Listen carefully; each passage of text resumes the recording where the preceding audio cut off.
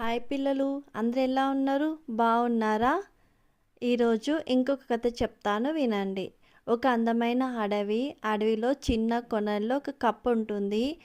కప్ప రోజులు వచ్చే కొద్దీ దానికి ఒక హంస పరిచయం అవుతుంది ఫ్రెండ్స్. ఎవరైనా అంతే కదా, స్కూల్లో వెళ్ళంగానే మనం పరిచయాలు స్టార్ట్ చేస్తాము. ఒకరోజు హాయ్ బాయ్, తర్వాత తిన్నావా, ఏం చేసినావు, హోంవర్క్ రాసావు, ఇలా పరిచయం పెరుగుతుంది కదా పిల్లలు.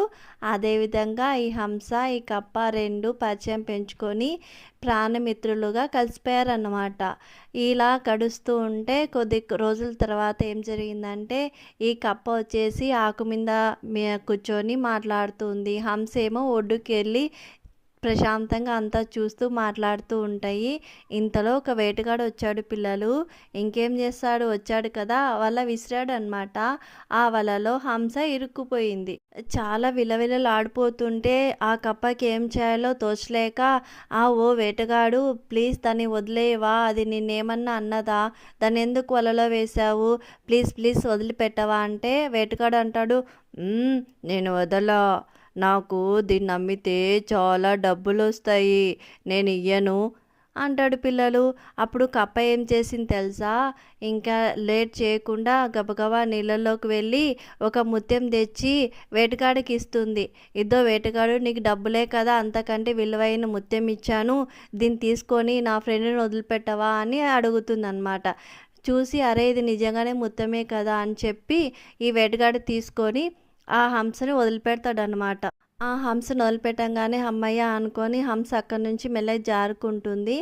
ఈ వేటగాడు ఇంటికి వెళ్ళి వాళ్ళ భార్యతో ఇలా అంటాడు, ఇదిగో నేను ముత్యం తెచ్చాను, ఇవాళ జరిగింది ఇదంతా, దానివల్ల నాకు ఒక ముత్యం వచ్చింది అంటే అంటుంది, నీకేమన్నా తెలివి తక్కువ, ఒక ముత్యం సరిపోతుందా, ఇంకా కప్ప దగ్గర ఎన్ని ముత్యాలు ఉన్నాయో ఏమో, వెళ్ళి దాన్ని గట్టిగా బెదిరించి ఇంకా ఉండేటన్ని తీసుకొని రాపో ఫస్ట్ అని పంపిస్తుంది పిల్లలు.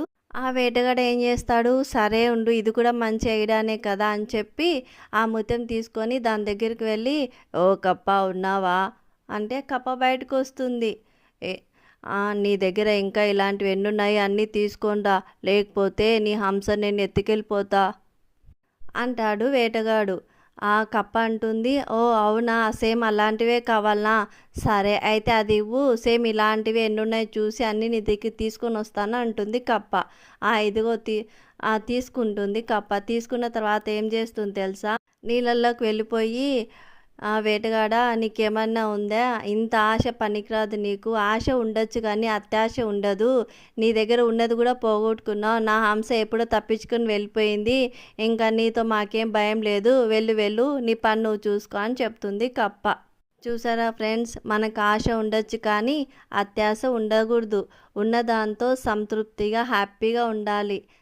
తెలిసిందా పిల్లలు? ఒక మాట చెప్పిన పిల్లలు, ఏ రోజు హోంవర్క్ ఆ రోజు రాయండి, ఎందుకంటే డైలీ పూర్తి చేస్తే మనకి బర్డన్ ఉండదన్నమాట.